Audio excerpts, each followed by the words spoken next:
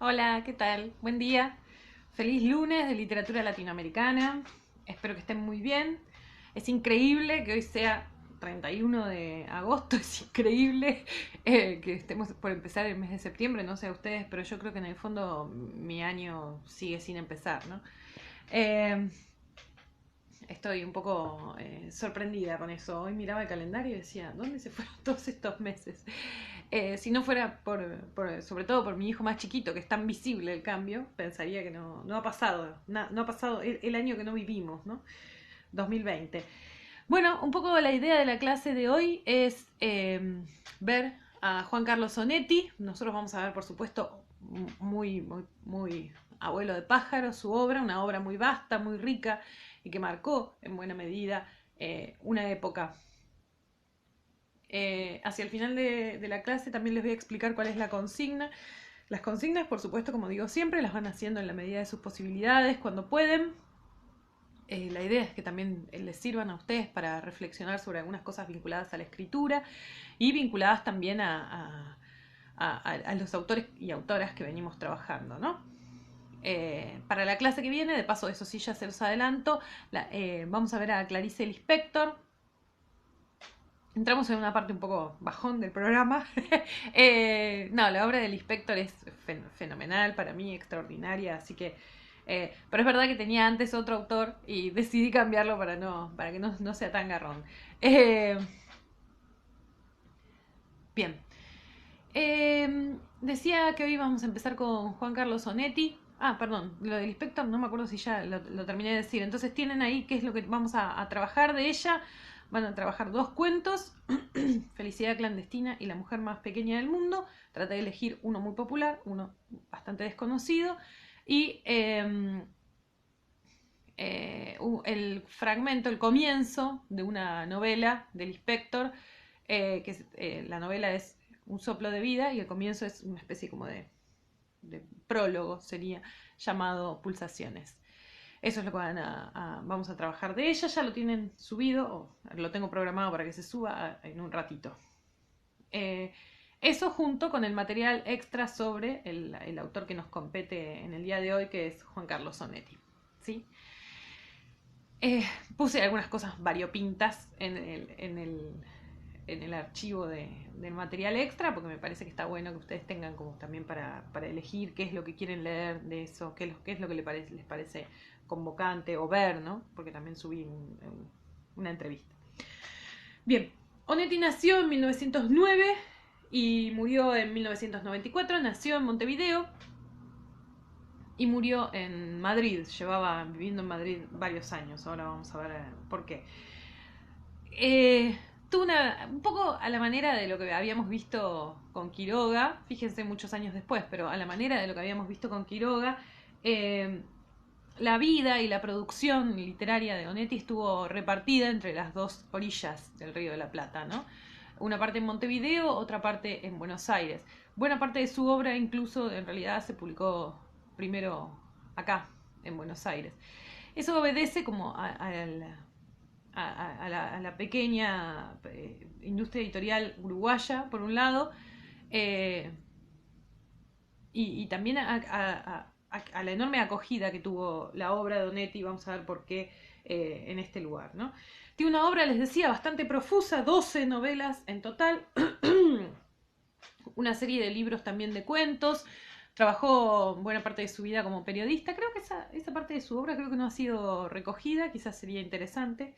Eh, Sin lugar a dudas, digamos, lo que más lo caracterizó como autor, también por el periodo que le tocó vivir, fueron las novelas, ¿no?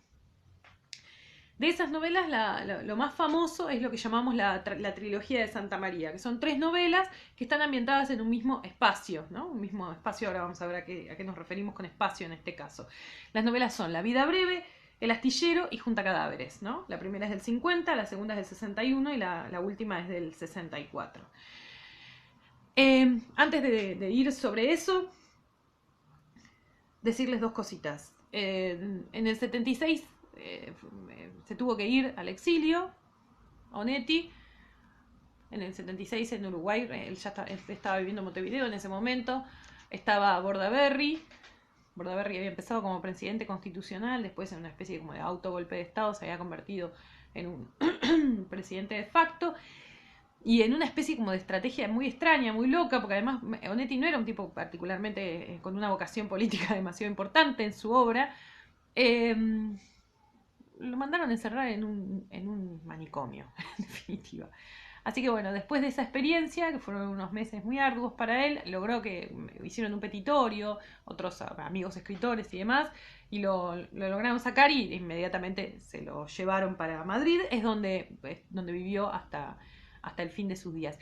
Tiene una vida muy también, él mismo construyó un poco el personaje Onetti alrededor de sí, muy marcado por algunos escandaletes y una vida, vamos a decir, muy propia como de lo que se consideraba que debía ser un artista también, ¿no? Para la época. ¿A qué me refiero con eso? Bueno, lo más rimbombante y lo más resonante es que los últimos 12 años de su vida los pasó prácticamente en la cama. Pero no porque estuviese postrado ni por nada, sino porque no consideraba que fuese interesante salir de la cama, ¿no? Así recibía a los... Si ponen Onetti fotos en Google van a ver que hay un montón, porque así recibía las entrevistas, y daba las entrevistas, así recibía a los invitados y todo, ¿no? Hoy diríamos, tenía depresión, no sé qué tanto sea así, puede ser que haya un componente depresivo, también es un tipo que logró construir un mito alrededor de sí mismo, como decía antes, ¿no? Una suerte como de leyenda. Y esta cosa como medio displicente de la cama, y además siempre tomando whisky, ¿no? Y demás, obviamente murió de complicaciones hepáticas, dicho sea de paso. Igual bastante bien, vivió como 84 años, ¿no? Decía, abonaban un poco este perfil, ¿no? Un poco del bohemio torturado. También tiene otras anécdotas. Se casó como 6 veces. Se casó una vez con una hermana y la otra vez con otra hermana. Esas 2 hermanas eran primas de él. Una cosa muy, muy bizarra. De hecho, el primer hijo de Onetti se llama Onetti, porque como su prima tenía su mismo apellido. No, escuchar sin juzgar, dice la premisa. No, pero bueno, quiero decir, esas cosas también construyeron un poco el mito Onetti, que tenía cierta caja de resonancia, ¿no? Antes de empezar con algunas características de su obra, por supuesto, el lugar que le tocó en el boom, algunos van a decir que muy injustamente, fue un poco marginal, ¿no? Quizás porque era anterior temporalmente al resto de los autores, a Vargas Llosa, a Fuentes, a Márquez, ¿no? Que son todos más chicos. Y yo creo que más que eso es el tono de los libros lo que lo ubicó un poco por afuera, ¿no? Un tono marcado por como la enorme desazón. No estaba el elemento, si se quiere, colorido de lo latinoamericano en la obra de Onetti. Sin embargo, digamos, le tocó su parte de la fama durante el periodo del boom, ¿no?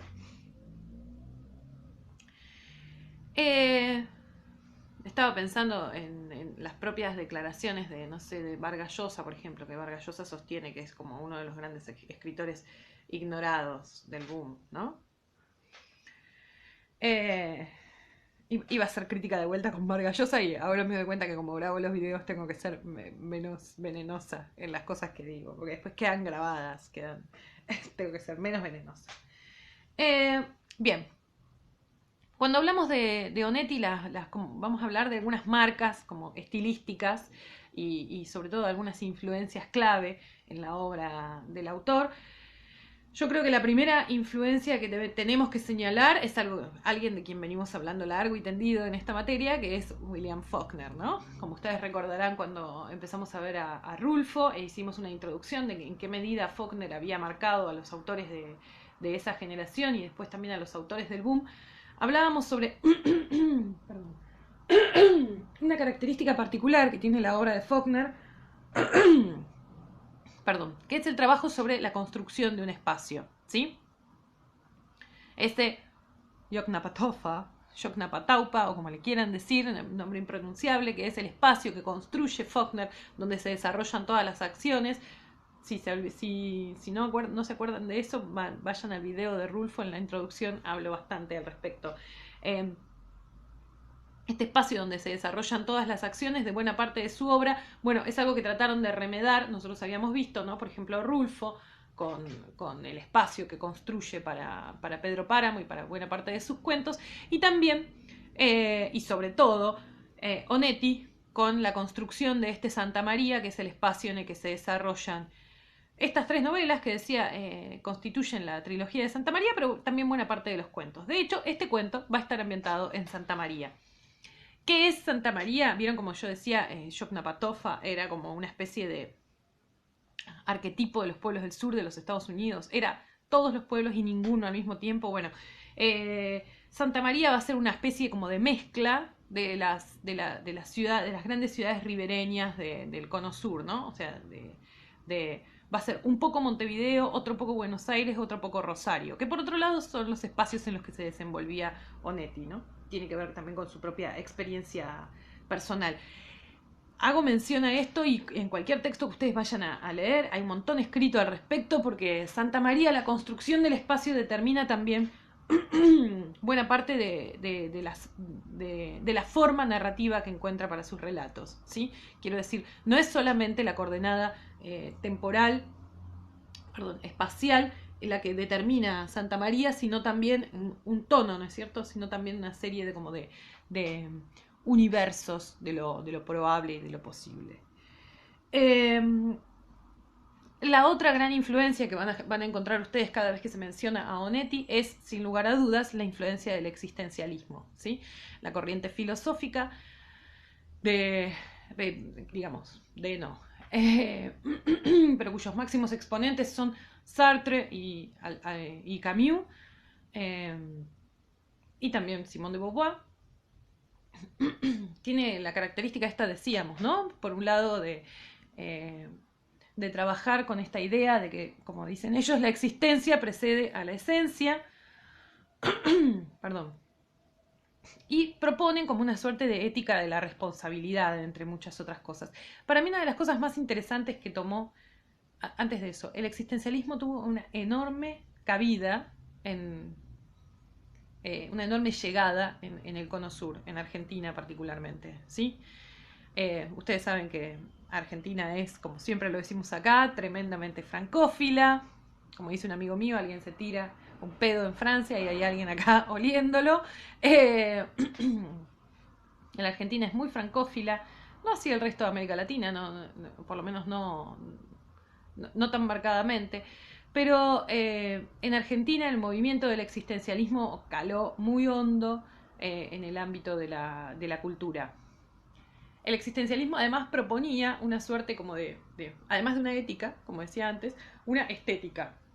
Todos los autores del existencialismo, estos autores del existencialismo, algunos otros no, trabajaron también con obra de ficción, ¿sí? Eso es una novedad para la filosofía también. Quiero decir, Sartre consideraba que el mundo de la ficción le daba la posibilidad, en definitiva, de poner en acción su aparato ideológico, ¿no? Su aparato intelectual, ¿no? El aparato de sus ideas. Lo mismo Camus. Aparte Camus venía al revés, ¿no? Venía del palo de la literatura y hace el salto a la filosofía, ¿no? Al revés que de Sartre. Pero en cualquier caso se suponía que eran casi como un combo y que era una... Eso a nosotros capaz nos parece un poco de modé incluso, pero para la época fue una novedad absoluta, ¿sí? La idea de que había una literatura que era esencialmente filosófica y que se podía pensar como en una especie de teoría y de praxis al mismo tiempo, ¿no? La praxis en este caso sería la práctica literaria, no sería... Aunque también tenía una praxis política el existencialismo, como ustedes saben. Sartre y Simone de Beauvoir sobre todo fueron actores muy activos en la política de su tiempo, ¿no? Porque era también el mandato del existencialismo. Acá decía, digamos, tuvo muchísima fuerza y tuvo algunos intentos, como sobre todo de aunar como lo filosófico con lo literario. Yo creo que el mejor de esos intentos en América Latina es sin lugar a dudas la obra de Onetti. La obra de Onetti es, por lo menos en buena medida, una obra propia digamos, del existencialismo, ¿sí? ¿Hay otros intentos? Hay otros. Ninguno me parece a mí tan sistemático como la obra de Onetti, tan vasto por otra parte, y ninguno tan bueno. ¿Sí? Eso también es importante señalar. Es interesante también ver, porque esto, además de ser contextual, digamos que eso, bueno, puede ser una anécdota. Bueno, en determinado momento se usaron las novelas filosóficas y justo como la filosofía que estaba de moda era el existencialismo, por eso hoy me puse la polera. No, mentira. Igual la polera viene muy bien para esto. Para... amén de eso, digamos, nos invita a pensar en que la literatura también ofrece un campo de acción para otro conjunto de ideas, ¿no es cierto? Quizás hoy sería muy extemporáneo escribir una novela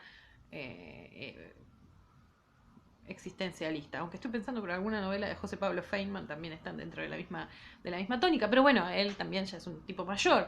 Quiero decir, hoy sería quizás extemporáneo, pero ¿por qué no pensar en esos cruces también desde otras filosofías más modernas, más recientes y demás? Bueno, siempre que hablemos de Onetti en general van a aparecer esas dos influencias, ¿sí? Eso lo van a ver ustedes en infinidad de trabajos que hay al respecto, ¿no? Onetti es un tipo muy también visitado por la crítica, muy, hasta el día de hoy, ¿no?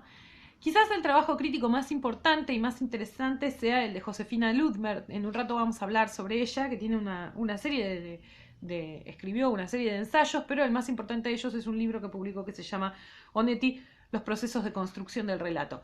Honestamente, como yo hay una parte que cito de esa obra en esta clase, estuve buscando, yo tenía el documento en algún lado, no lo encuentro por ningún lado, adentro de mi computadora, de mi disco rígido externo. Y ahora resulta que lo voy a buscar en internet y tampoco está porque, claro, lo reeditaron hace poco. Eterna Cadencia reeditó ese libro de Josefina Ludmer, que para mí también es una joya. Y se ve que por eso bajaron todas las copias pirata. Lamento que... Voy a decir algo que ustedes no pueden refrendar en el texto, ¿no? Van a tener que confiar en mí. Si a alguno le interesa particularmente la obra de Onetti, que es una obra, como decía antes, basta, puede también leer este texto de Ludmer, que para mí es muy bueno. Ludmer, aparte de ser un crack, escribía muy bien, así que es un deleite leerla, ¿no?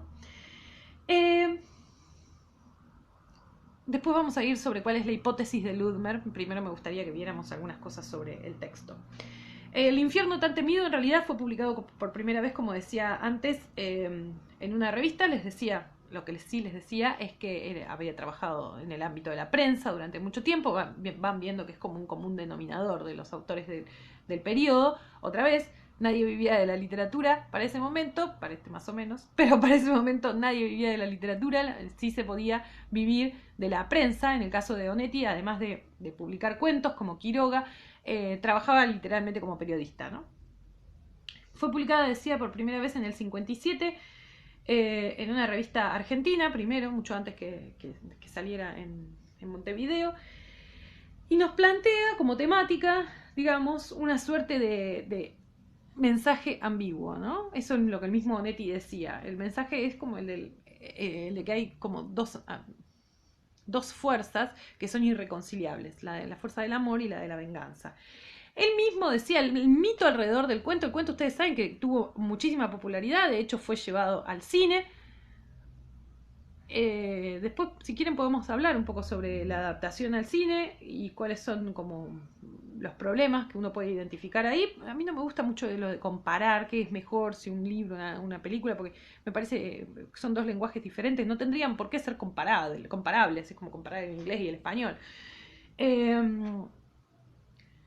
Pero Pero bueno, eso sí, lo que sí les puede hablar es de que les da cuenta de la gran popularidad que tuvo el cuento, primero como cuento y después sobre todo, después de estrenada la película, la gente volvió bastante a su lectura.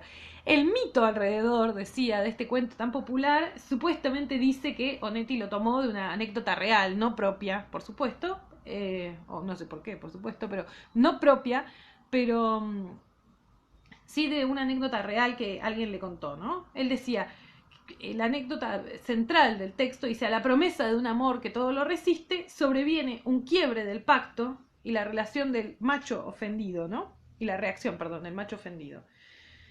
Ella manda fotos obscenas en señal de amor y venganza. ¿Qué hay de la anécdota real? No se sabe, ¿no? El propio Onetti se ocupó bastante bien de borrar, me parece, las marcas de lo real en el texto. También tenía que ver con una concepción de Onetti sobre qué es la escritura, qué es la literatura. Había que borrar lo real del texto porque la escritura era fundamentalmente ficción y la ficción era aquello que excluía lo real. Hago esto también para señalarles que es interesante ver cuáles son como las concepciones alrededor de la escritura que hay alrededor, que hay en esto, ¿no? Tengo acá para leer y les subí ya el decálogo que escribe Onetti, donde van a poder ver mucho de esto, ¿sí? Onetti tenía una mirada sobre el quehacer de la literatura que era, por un lado, moderna, pero por otro lado también que durante la década del 70 fue quedando como un poco quizás anticuada, ¿no? O visto desde esta perspectiva, fue quedando un poco anticuada. Quiero decir, fue moderna porque trabajaba con estas técnicas nuevas que también proponían otros autores de América Latina y del período, pero también se oponía sistemáticamente a algunas otras, de forma un poco quizás caprichosa, digamos, porque unas cosas sí y otras no. Pero siempre es famosa la anécdota de cuando le preguntaron en los 70, en la obra Boquitas Pintadas de Manuel Puig fue un suceso. Vieron que Manuel Puig trata en general de trabajar con el discurso directo, como él venía del palo del cine, digamos, trata de prescindir de la figura del narrador. Un recurso que por otro lado nosotros vimos también desde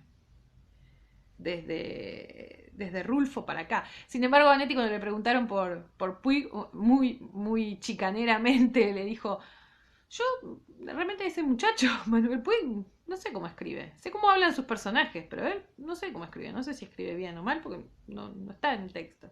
Y ahí hay una mirada sobre qué, sobre la mirada sobre qué es la literatura, ¿sí? ¿Qué es el bueno o mal escritor se juega efectivamente no en las voces de los personajes, sino evidentemente en la voz del narrador que vendría ahí a ser como su trasunto. Me parece interesante la anécdota y además porque para que nosotros reflexionemos sobre nosotros mismos, a decir, bueno, a veces cuando como tengo un amigo que siempre dice, todos somos conservadores en algo. Hasta el más moderno es conservador en algo, bueno, y acá un poco me parece que a Onetti también le pasaba eso, ¿no? Era muy moderno en muchas cosas y en otras tenía una mirada más tradicional sobre la literatura. Les dejo también un texto para que lean sobre Santa María. No me acuerdo si lo subí. Bueno, después me fijo. Sobre Santa María, sobre cómo la construcción del espacio Santa María, como para orientarlos un poco más, amén de lo que muy poco que se ve acá en el texto, en el cuento que nos toca leer a nosotros, ¿no? Antes de ir a la lectura que tenía ganas de hacer con ustedes, les voy a plantear cuál es la hipótesis de Ludmer, que es lo que yo voy a estar siguiendo cuando leamos el texto. Ludmer no está hablando particularmente de este cuento, ¿sí? Pero su hipótesis general sobre la obra de Onetti me parece a mí aplica muy bien a El infierno tan temido. Lo que dice Ludmer es que en definitiva el centro nodal, el contenido esencial, el magma de significados de la obra de Onetti siempre se cifra en eso que no se dice, ¿no? Nosotros también vimos esto como un recurso muy propio de la época, en la elipsis.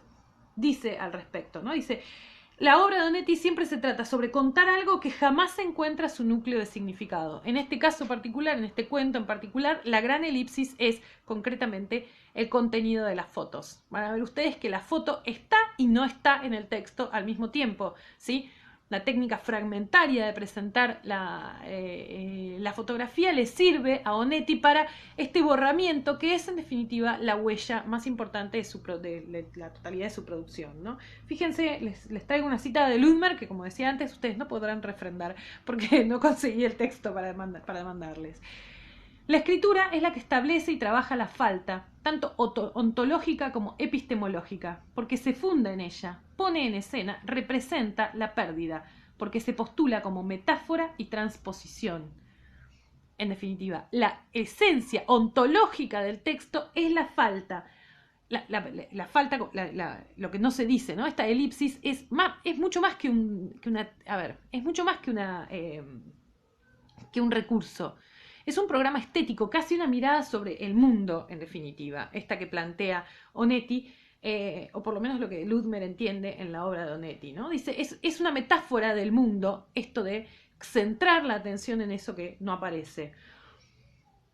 Uno de los modos de decir que los signos son de por sí sustitutos, que la escritura es necesariamente prótesis, qué hermoso, y que necesariamente supone, como su condición de posibilidad, la desaparición de las cosas. Esa es la metáfora central, entonces, del recurso. Lo vuelvo a leer para que vean la maravilla que es, ¿no? Uno de los modos de decir que los signos son, de por sí, sustitutos. Toda forma de significar el lenguaje, en definitiva, es de por sí una sustitución, un trabajo de sustitución de una cosa por la otra, donde la cosa propiamente dicha no está, desapareció, ¿sí? Que la escritura es necesariamente prótesis, algo que viene a resolver eso, ¿no es cierto? Pero algo que es un artificio. Y que necesariamente supone, como su condición de posibilidad, la desaparición de las cosas. Para que exista la literatura, para que exista el símbolo, debe desaparecer lo representado, ¿no es cierto? Hay todo una estética, pero fíjense que es una estética que es también una moral sobre el texto y que es profundamente desencantada, ¿no es cierto? Necesariamente o existe la literatura o existe el mundo, ¿no? En esta suerte de trabajo de oposición.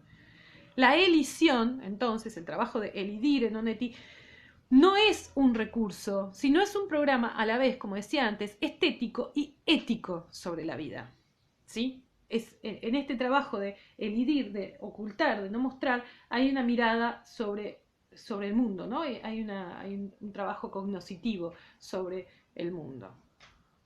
Bien. Dicho esto, si les parece, vamos a leer una porción del cuento. Como siempre, voy a hacerlo de forma muy molesta para ustedes porque interrumpo demasiado la lectura, ya lo sé. Pero bueno, la idea es que ustedes vienen con el cuento ya leído y acá lo revisamos y vemos en qué medida eso aparece, o eso que dijimos antes aparece o no en el relato, ¿no? Si estuviéramos en clase presencial, también hubiéramos leído el decálogo. Hoy no creo que lleguemos. Y hubiésemos analizado un poco el decálogo en función de lo que creemos que es la literatura. Y también, también les dejo un textito de Juan Forn, que es en realidad sobre Idea Vilariño. Idea Vilariño tuvo como una especie de relación romántica con Onetti durante miles de años. Pero el texto es tan lindo, tan hermoso, que se lo dejo, aunque sea por añadidura, para compartirlo con ustedes, ¿sí? Sobre todo ahora que fue el centenario de Idea, me parecía que era una buena adquisición. El infierno tan temido, Onetti. La primera carta, la primera fotografía, le llegó al diario entre la medianoche y el cierre. Estaba golpeando la máquina, un poco hambriento, un poco enfermo por el café y el tabaco, entregado con familiar felicidad a la marcha de la frase y a la aparición dócil de las palabras. Fíjense qué interesante, el comienzo, sin ser exactamente in medias res, la cantidad de cosas que da por presupuestas, ¿no? Un comienzo tradicional sería, él trabajaba en un diario, ¿sí? Un día le llegó una carta. Él tendría que caracterizarse de alguna manera y sin embargo todo eso no aparece en el cuento, ¿no? hay una mirada. Esto no sé si, no creo, no corresponde, me parece, al recurso de la edición. Esto trabaja con la idea más como de la mostración que de la enunciación. Una forma de entender el cuento que muy propia de los autores de vanguardia de esa época, pero que al día de hoy todavía seguimos manejando, ¿no? La idea de que, bueno, es mejor mostrar en el cuento antes que enunciar las características de la persona. Sigo. ¿Dónde dejé? Una sola oración y ya interrumpí. ¡Qué barbaridad! Me sorprendo a mí misma. Estaba golpeando la máquina, no, ya lo leí, un poco hambriento, un poco enfermo por el café y el tabaco, entregado con familiar felicidad a la marcha de la frase y a la aparición dócil de las palabras. Estaba escribiendo. Cabe destacar que los señores comisarios nada vieron de sospechoso y ni siquiera de poco común en el triunfo consagratorio de Play-Roy, que supo sacar partido de la cancha de invierno, dominar como saeta en la instancia decisiva, cuando vio la mano roja y manchada de tinta de partidarias entre su cara y la máquina ofreciéndole el sobre. Fíjense con qué poco nos plantea en realidad a qué se dedica el personaje. El personaje se dedica a hacer hípicas, las hípicas del diario, y este recurso hermoso de que cada personaje, en vez de tener de los del diario, tienen el nombre de la sección que hacen, me parece hermoso. Hípicas, partidarias. Esto es para vos. Siempre entreveran la correspondencia. Ni una maldita citación de los clubs. Después vienen a llorar cuando se acercan las elecciones. Ningún espacio les parece bastante. Y ya es medianoche y decime con qué querés que llene la columna. El sobre decía su nombre. Sección Carreras, el liberal. Lo único extraño era el par de estampillas verdes y el sello de Bahía. Terminó el artículo cuando subían del taller para reclamárselo. Estaba débil y contento. Casi solo en el excesivo espacio de la redacción pensando en la última frase. Volveremos a afirmarlo con la objetividad que desde hace años ponemos en todas nuestras aseveraciones. Nos debemos al público aficionado. El negro en el fondo revolvía sobres del archivo y la madura mujer de sociales se quitaba lentamente los guantes en su cabina de vidrio cuando Rizzo abrió descuidado el sobre. Traía una foto, tamaño postal. Era una foto parda, escasa de luz, en la que el odio y la sordidez se acrecentaban en los márgenes sombríos, formando gruesas franjas indecisas como en relieve, como gotas de sudor rodeando una cara angustiada.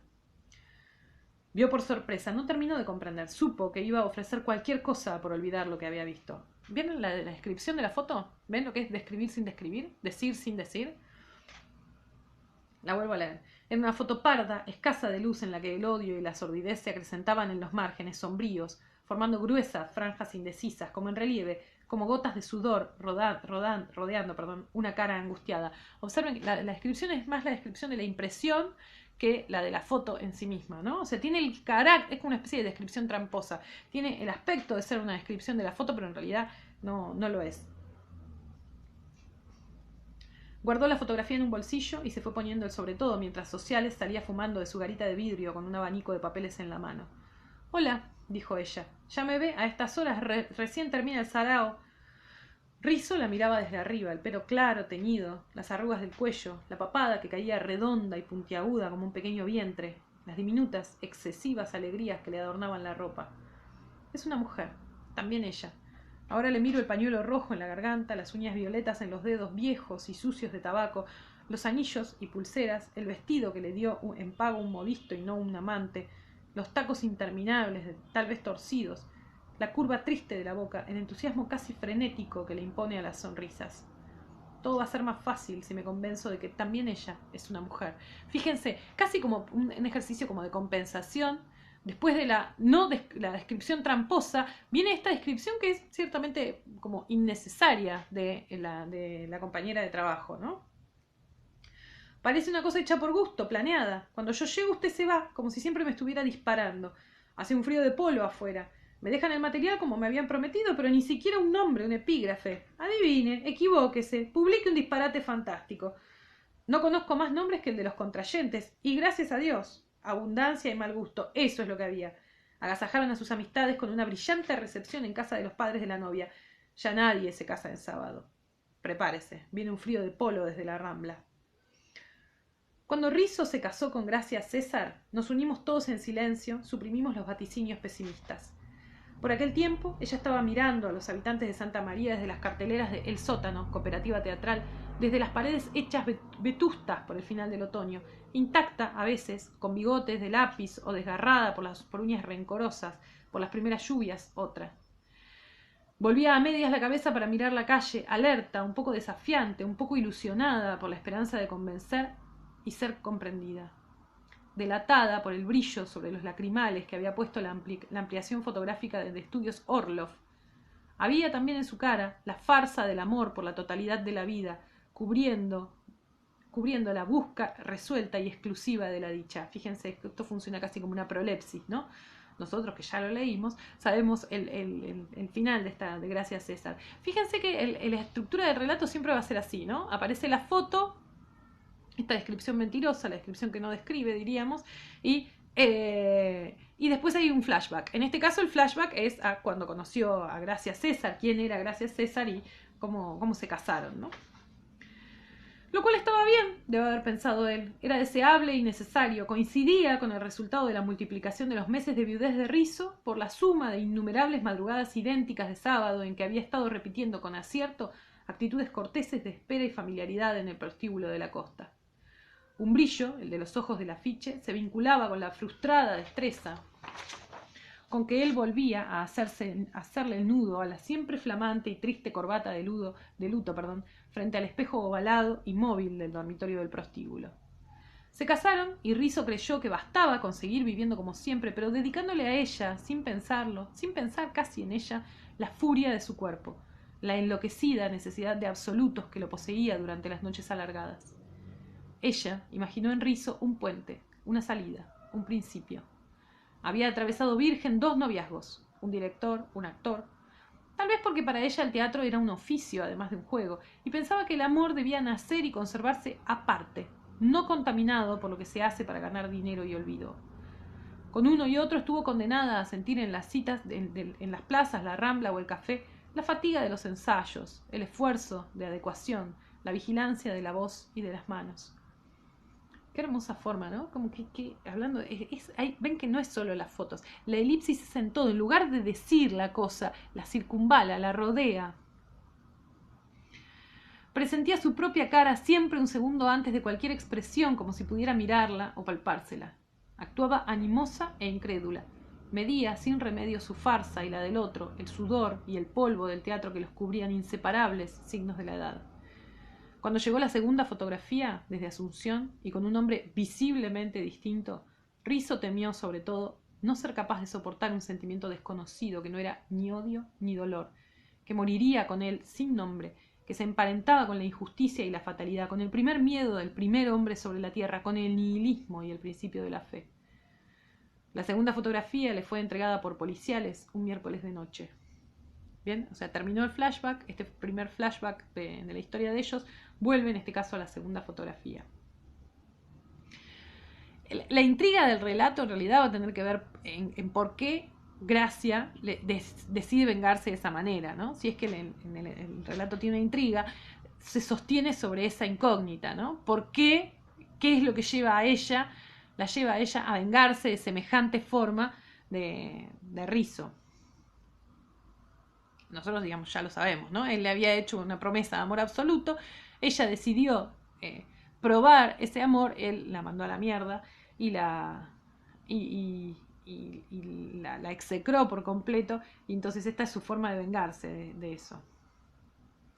Hace poco leí en un texto que decía que ella era como una especie, como lo que hacían con las sucesivas cartas era como una especie de, a ver cómo decía, como una especie de asesinato con delay, ¿no? Ella sabía que esto lo iba a terminar matando, lo que estaba haciéndolo era hacerlo de a poco, como quien envenena, pero si en lugar de con un veneno mediante las cartas, ¿no? Me pareció que la idea era muy buena.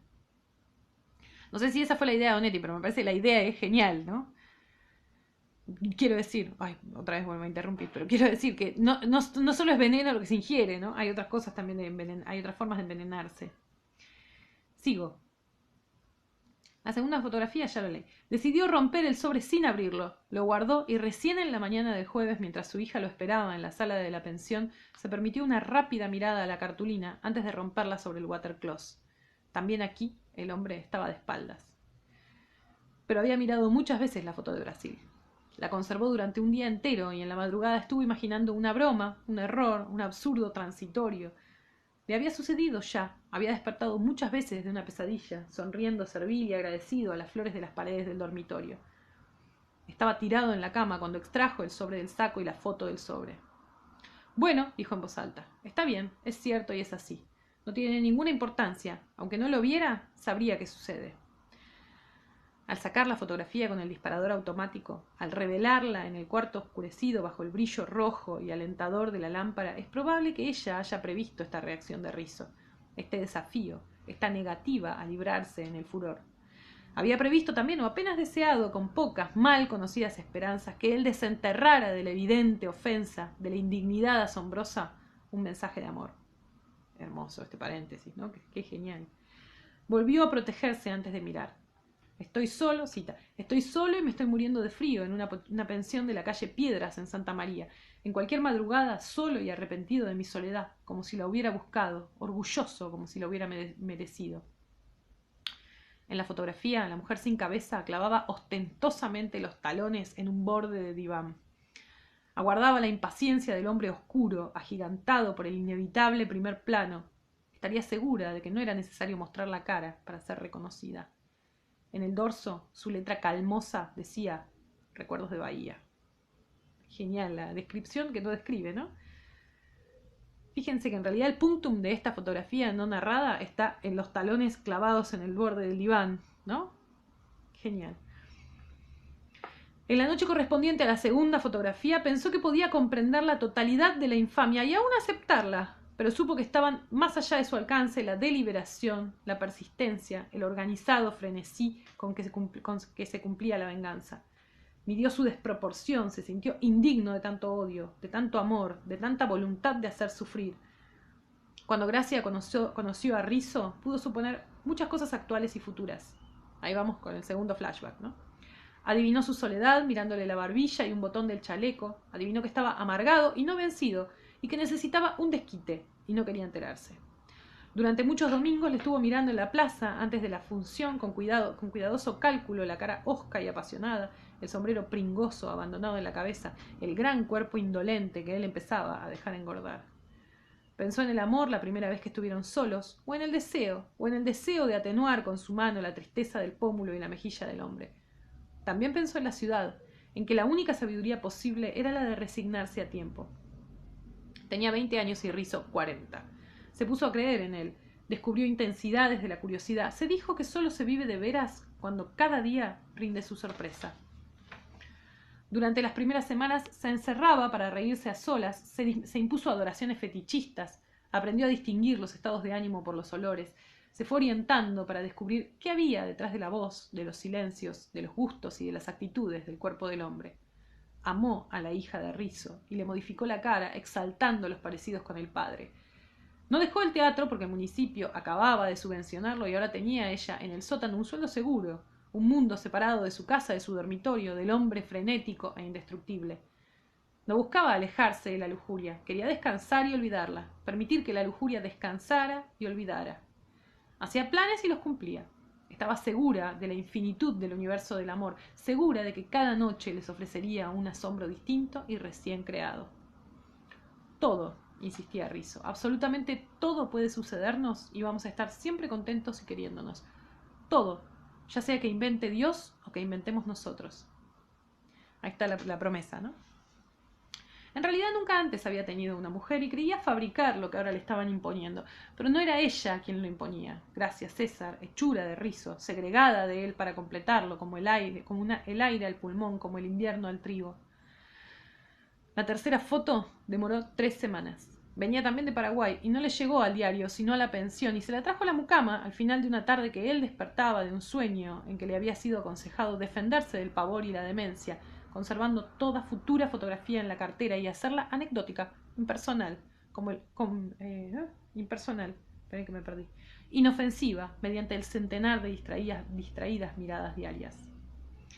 La mucama golpeó la puerta y él vio colgar el sobre de las tablillas de la persiana. Comenzó a percibir cómo destilaba en la penumbra, en el aire sucio, su condición nociva, su vibrátil amenaza. ¿Soy yo solamente que piensa que vibrátil amenaza es extraordinario? Lo estuvo mirando desde la cama como a un insecto, como a un animal venenoso que se aplastara a la espera del descuido, del error propicio. En la tercera fotografía, ella estaba sola, empujando con su blancura las sombras de una habitación mal iluminada, con la cabeza dolorosamente echada hacia atrás, hacia la cámara, cubiertos a medias los hombros por el negro pelo suelto, robusta y cuadrúpeda. Qué descripción formidable, ¿no? ¿Dónde está el punctum acá? El punctum, ¿no? El lugar donde se concentra todo.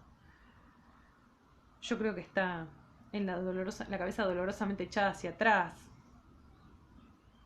robusta y cuadrúpeda. Qué extraordinario. Tan inconfundible ahora como si se hubiera hecho fotografiar en cualquier estudio y hubiera posado con la más tierna, significativa y oblicua de sus sonrisas. Solo tenía ahora Rizzo una lástima irremediable por ella, por él, por todos los amantes que habían amado en el mundo, por la verdad y el error de sus creencias, por el simple absurdo del amor y por el complejo absurdo del amor creado por los hombres. Pero también rompió esa fotografía y supo que le sería imposible mirar otra y seguir viviendo. Pero en el plano mágico en que habían empezado a entenderse y a dialogar, Gracia estaba obligada a enterarse de que él iba a romper las fotos apenas llegaran, cada vez con menos curiosidad, con menos remordimiento. En el plano mágico, todos los groseros o tímidos hombres urgentes no eran más que obstáculos ineludibles postergaciones del acto ritual de elegir en la calle, en el restaurante o en el café al más crédulo e inexperto, al que podía prestarse sin sospecha y con un cómico orgullo a la exposición frente a la cámara y al disparador, al menos desagradable entre los que pudieran creerse aquella memorizada argumentación de viajante de comercio. Es que nunca tuve un hombre así, tan único, tan distinto, y nunca sé, metida en esta vida de teatro, dónde estaré mañana y si volveré a verte. Quiero por lo menos mirarte en una fotografía cuando estemos lejos y te extrañe. Ese es el argumento que les da a los que fotografía. Y después de la casi siempre fácil convicción, pensando en Rizzo o dejando de pensar para mañana, cumpliendo el deber que se había impuesto, disponía las luces, preparaba la cámara y encendía al hombre. Si pensaba en Rizzo, evocaba un suceso antiguo, volvía a reprocharle no haberle pegado, haberla apartado para siempre con un insulto desvaído, una sonrisa inteligente, un comentario que la mezclaba a ella con todas las demás mujeres. Y sin comprender, demostrando, a pesar de noches y frases, que no había comprendido nunca. Sin exceso de esperanzas, trajinaba sudorosa por la siempre sórdida y calurosa habitación de hotel, midiendo distancias y luces, corrigiendo la posición del cuerpo embarado del hombre. Obligando, con cualquier recurso, señuelo, mentira crapulosa, a que se dirigiera hacia ella, la cara cínica y desconfiada del hombre de turno. Trataba de sonreír y de tentar, remedaba los chasquidos cariñosos que se hacen los recién nacidos, calculando el paso de los segundos, calculando al mismo tiempo la intensidad con que la foto aludiría a su amor por Rizzo. Pero como nunca pudo saber esto, como incluso ignoraba si las fotografías llegaban o no a manos de Rizzo, comenzó a intensificar las evidencias de las fotos y las convirtió en documentos que muy pronto tenían que ver con Rizzo y Gracia. Llegó a permitir y ordenar que las caras adelgazadas por el deseo, estupidizadas por el viejo sueño masculino de la posesión, ¡qué extraordinario!, enfrentaran el agujero de la cámara con una dura sonrisa, con una avergonzada insolencia. Consideró necesario dejarse resbalar de espaldas e introducirse en la fotografía, hacer que su cabeza, su corta nariz, sus grandes ojos impávidos descendieran desde la nada del más allá de la foto para integrar la suciedad del mundo, la torpe, errónea visión fotográfica, las sátiras del amor que se había jurado mandar regularmente a Santa María. Pero su verdadero error fue cambiar las direcciones de los sobres. Ahí está la prolepsis, ¿no? En realidad, lo que termina produciendo la muerte de Rizzo es el haber cambiado la dirección de los sobres. La primera separación a los 6 meses del casamiento fue bienvenida, flashback, la primera vez que se separan. Fue bienvenida y exageradamente angustiosa. El sótano, ahora Teatro Municipal de Santa María, subió hasta el Rosario. Ella reiteró allí el mismo viejo juego alucinante de ser una actriz entre actores, de creer en lo que sucedía en el escenario. El público se emocionaba, aplaudía o no se dejaba arrastrar.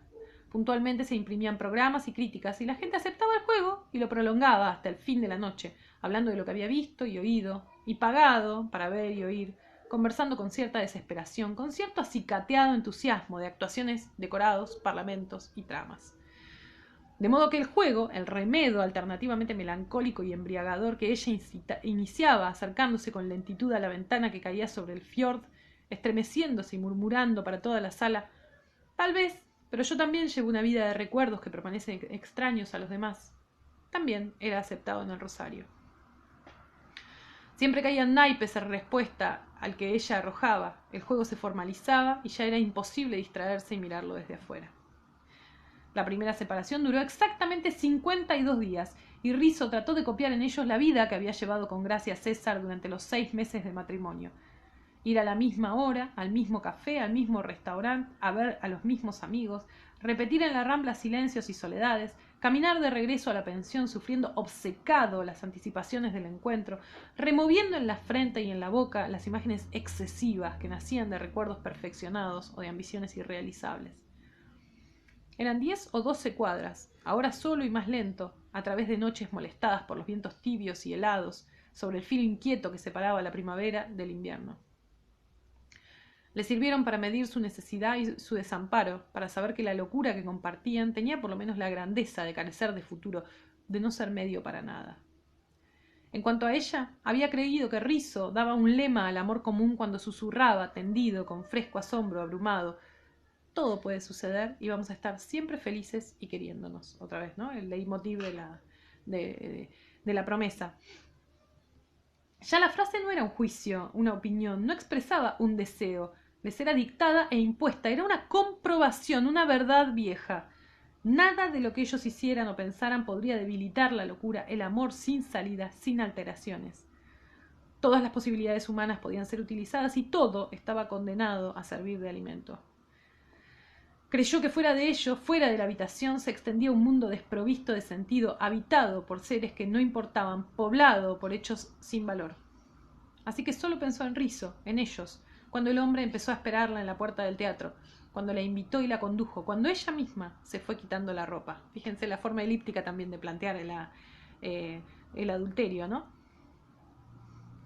Ahí podemos pensar digamos, en las psicologías de los personajes. ¿Qué es lo que hace Gracia cuando se acuesta con este otro tipo, ¿no? Yo creo que en el fondo, digamos, lo que hace es poner a prueba esa promesa, ¿no?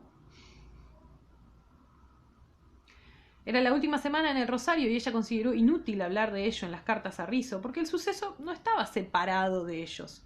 Y a la vez nada tenía que ver con ellos, porque ella había actuado como un animal curioso y lúcido, con cierta lástima por el hombre, con cierto desdén por la pobreza de lo que estaba agregando a su amor por Rizzo,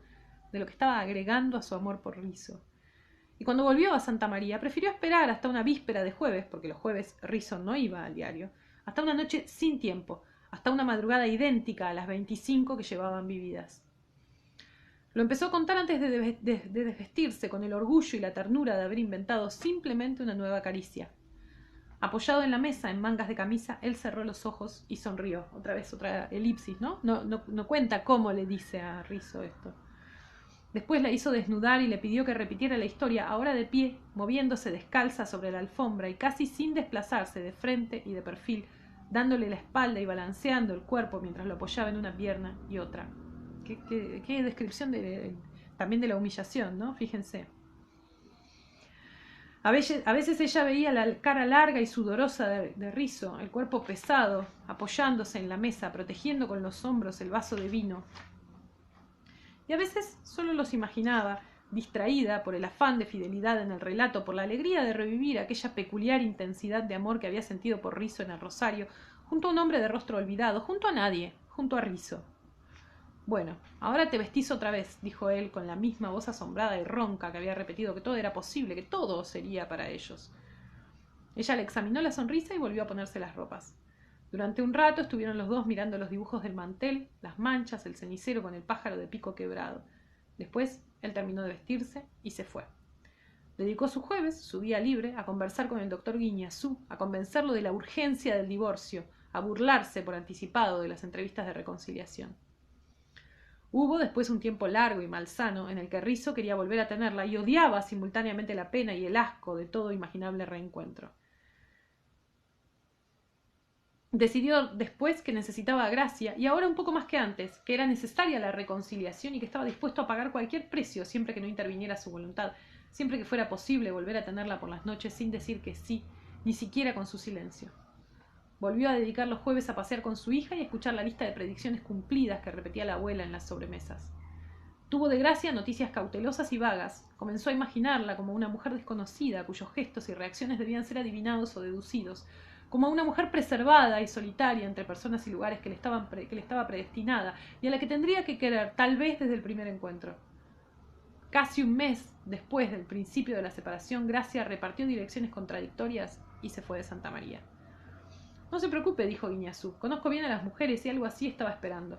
Esto confirma el abandono del hogar y simplifica la acción que no podrá ser dañada por una evidente maniobra dilatoria que está evidenciando la sinrazón de la parte demandada. Era aquel un comienzo húmedo de primavera, y muchas noches Rizzo volvía caminando del diario, del café, dándole nombres a la lluvia, avivando su sufrimiento como si soplara una brasa, apartándolo de sí para verlo mejor e increíble, imaginando actos de amor nunca vividos para ponerse enseguida a recordarlos con desesperada codicia. Rizzo había destruido, sin mirar, los últimos 3 mensajes. Se sentía ahora y para siempre en el diario y en la pensión, como una alimaña en su madriguera, como una bestia que oyera rebotar los tiros de los cazadores en la puerta de su cueva. Solo podía salvarse de la muerte y de la idea de la muerte, forzándose a la quietud y a la ignorancia. Acurrucado, agitaba los bigotes y el morro, las patas, solo podía esperar el agotamiento de la furia ajena.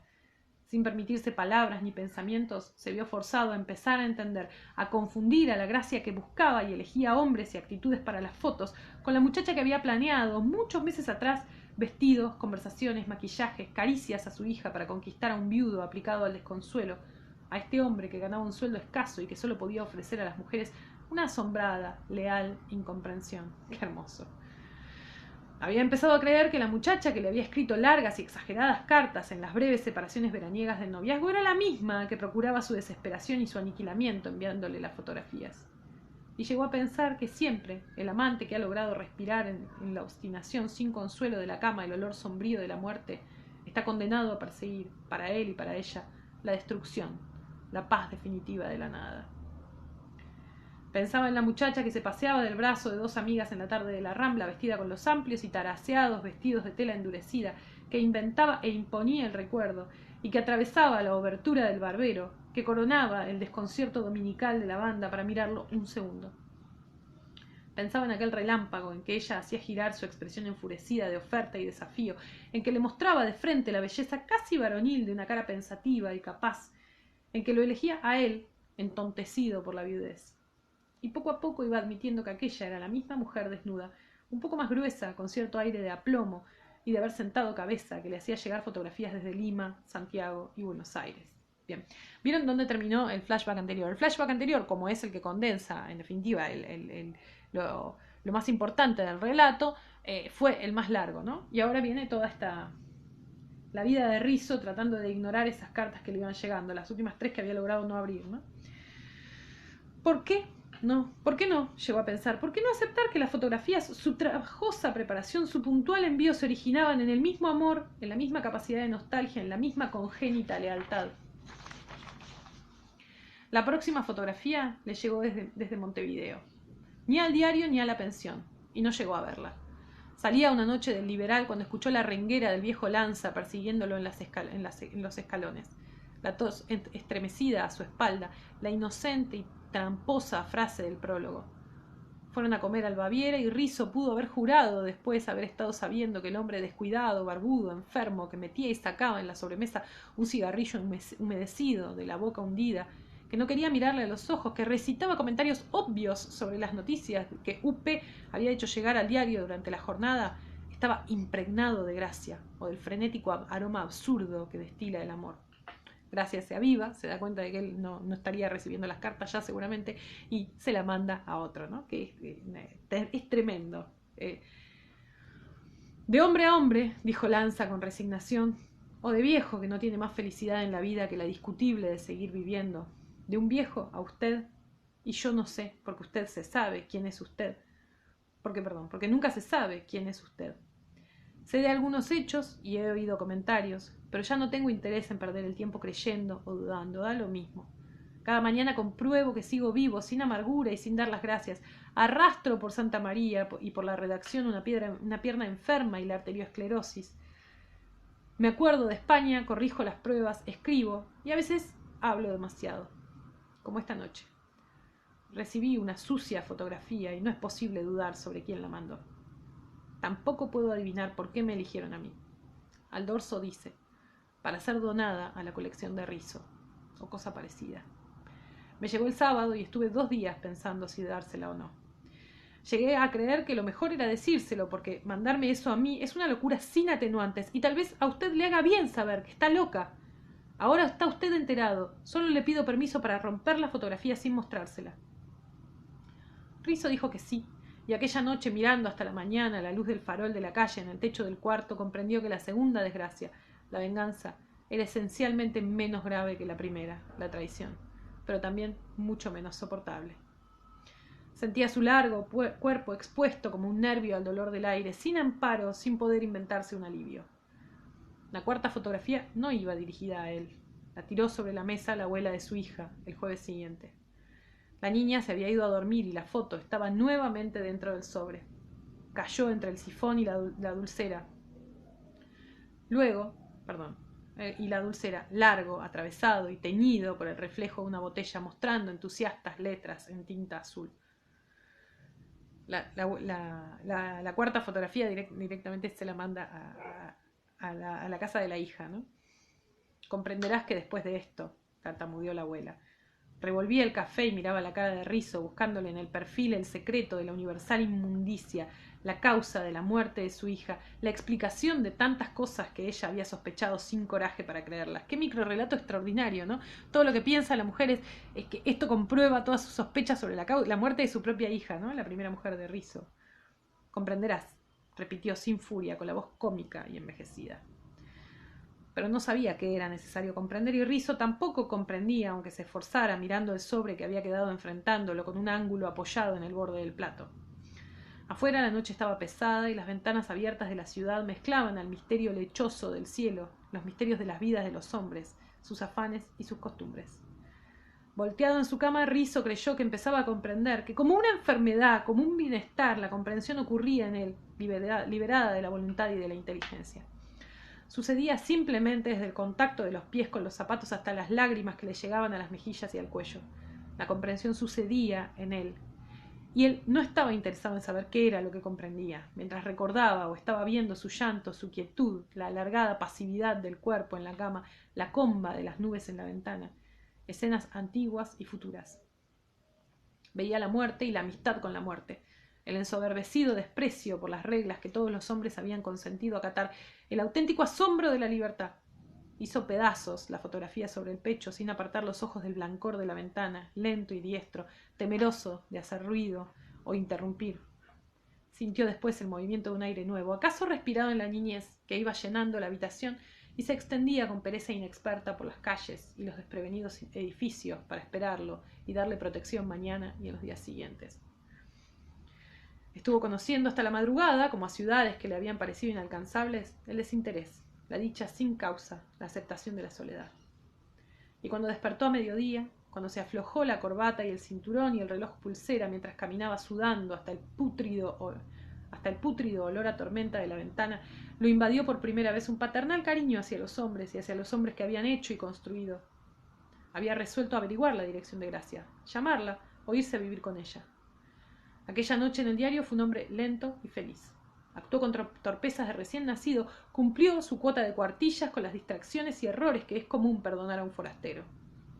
La gran noticia era la imposibilidad de que Ribereña corriera en San Isidro, porque estamos en condiciones de informar que el crédito del Estud El Gorrión amaneció hoy manifestando dolencias en uno de los remos delanteros, evidenciando inflamación en la cuerda, lo que dice a las claras de la entidad del mal que lo aqueja. Recordando que él hacía hípicas, contó Lanza, uno intenta explicar aquel desconcierto comparándolo al del hombre que se jugó el sueldo a un dato que le dieron y confirmaron el cuidador, el jockey, el dueño y el propio caballo.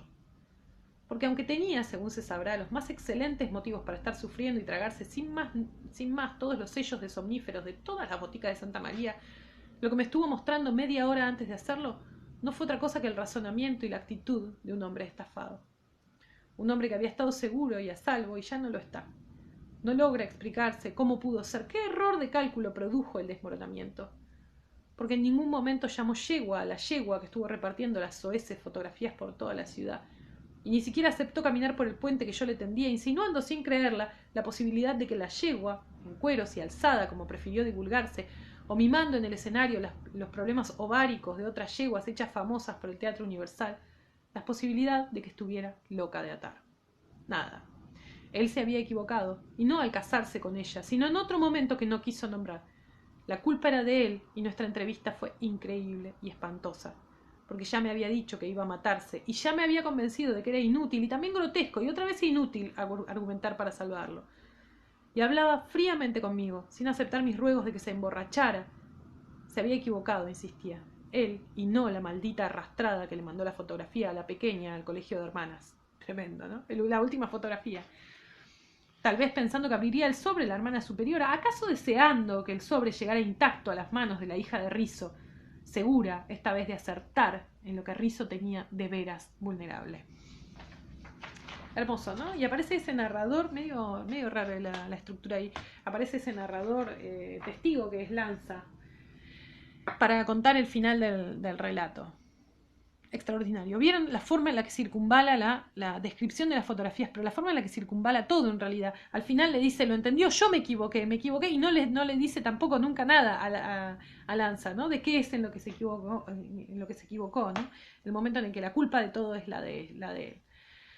Es un cuento formidable para mí, yo creo que de los mejores que vemos en el programa, en el sentido también de que es un cuento perfecto, cierra perfectamente en sí mismo, ¿no? Y además, bueno, está muy, muy bien escrito.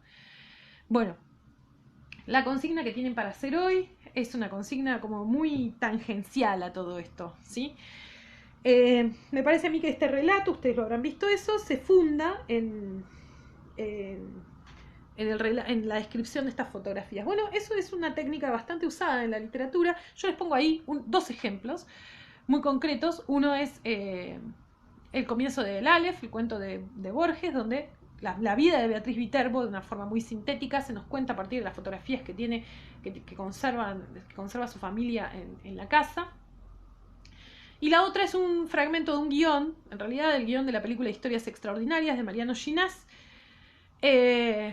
donde también la vida del personaje, en este caso de Cuevas, se nos representa mediante una serie de fotografías. Les pido que lean las dos cosas. El guión para mí es extraordinario. La película es genial. No sé si no vieron Historias Extraordinarias. Mírenla, está completa en YouTube. Es una bestialidad porque dura como 3 horas y media en definitiva. Son 3 partes diferentes.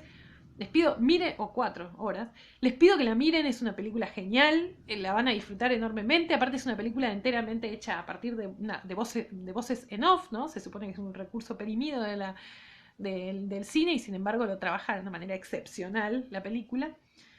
Así que no hace falta que miren la película para hacer la consigna, ¿no? Basta con la parte del guión que les transcribí. Solo lo de que miren la peli es una recomendación. ¿Qué es lo que tienen que hacer ustedes? Escribir ustedes tienen que pensar en la historia de un personaje, pero solamente tienen que describir una serie de fotografías y tratar de que en esa descripción se narre una historia, la historia de un personaje, ¿sí? Un poco a la manera de las fotos de Viterbo o de las fotos de Cuevas, ¿no? Donde nosotros podemos intuir, podemos seguir la historia de un personaje a partir de una serie de fotografías. Traten de basarse en lo mostrable, ¿sí? De hacer descripción, no narración. O sea, la narración tiene que salir del trabajo del lector, no esto que es la descripción de las fotografías propiamente dichas. Bien, lo pueden hacer como en un punteo, como está en las fotos del guión, o lo pueden hacer en un texto, ¿no? Pero tiene que ser solo la descripción. No, la narración, insisto, es el trabajo que hace el lector sobre eso, ¿no? Que se explica la historia de una vida a partir de esas fotos, pero no está explicitada en el texto. Yo sé que la consigna es difícil, les pido por favor que si no la entendieron, si hay algo, lo que sea que no entendieron, me escriban por acá, me escriban por WhatsApp, lo que sea, por donde quieran, cualquier medio, y me lo comenten, ¿sí? Los dejo y les mando un beso grande, espero que estén muy bien y que se cuiden mucho, mucho. Nos vemos, chao.